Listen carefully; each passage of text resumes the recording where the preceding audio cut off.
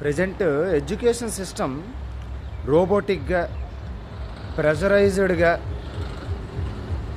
చాలా ఒక కృత్రిమత్వంతో కూడినగా తయారైందండి.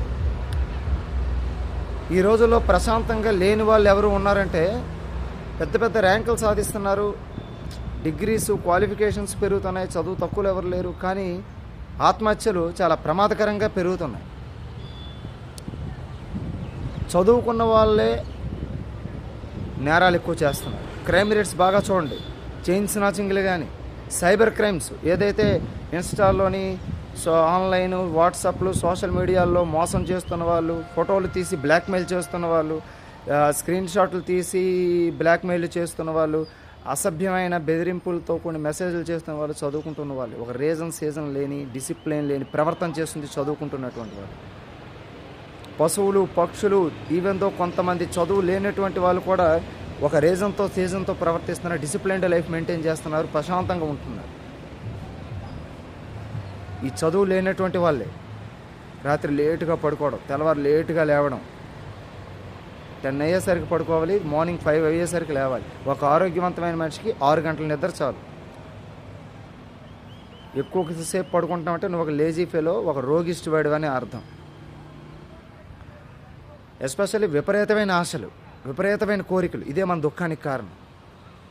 కొన్ని కోరికలు ఉండొచ్చు, బాగా చదువుకోవాలి ఉండొచ్చు, ఆకలేస్తుంది, ఇంట్లో ఏదో అమౌంట్ ఆ ఫుడ్ తినొచ్చు, ఫలానా ఫుడ్డే తింటాను, ఇది దురాశ. సంతృప్తిలోనే నిజమైన జీవితంలో ఆనందం అనేది ఉంది.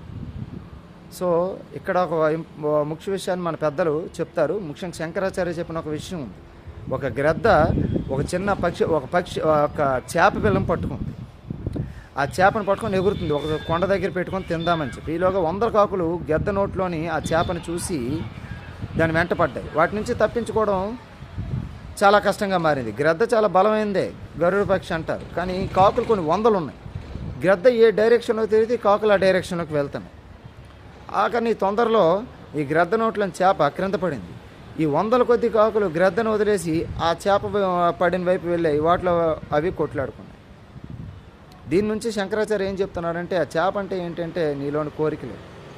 మనసులో కోరికలనే లగేజ్ పెట్టుకున్నంత కాలం మితిమీరిన ఆశలు, మితిమీరిన వ్యామోహాలు, అట్రాక్షన్స్, చెత్త ఆలోచనలు, అసూయ, ఈ జలసి, ఇది పెట్టుకున్నంతకాలం వేరే వాడి మీద బురద జల్లుతూ మన తప్పులు మనం చూసుకోకుండా ఇతరుల లోపాలని చూసుకున్నంతకాలం నీకు మనశ్శాంతి ఉండదు, నీ జీవితం సక్రమంగా సాగదు, వేస్ట్ అవుతూ ఉంటుంది. ఇంత ముందు వీడియోలో చెప్పుకున్నట్టు ఒకరోజు నీ లైఫ్లో గడిచిపోయిందంటే ఒకరోజు నువ్వు చావుకి దగ్గరయ్యావు. అవతల వాడు నీతో మిస్బిహేవ్ చేస్తున్నాడు, వాడితో మాటలు కట్ చేయి, కమ్యూనికేషన్ కట్ చేయి, నువ్వు చనివ్వకుండా అంత దూరం వచ్చాడా? ఈధర్ హీ ఆర్ షీ, ఎవరినైనా ఇద్దరు మేల్ ఆర్ ఫీమేల్ ఇద్దరిని అడుగుతున్నాను.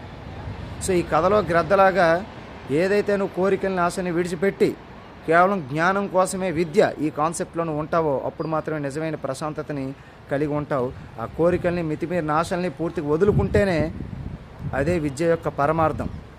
The sole aim of education. జై హింద్.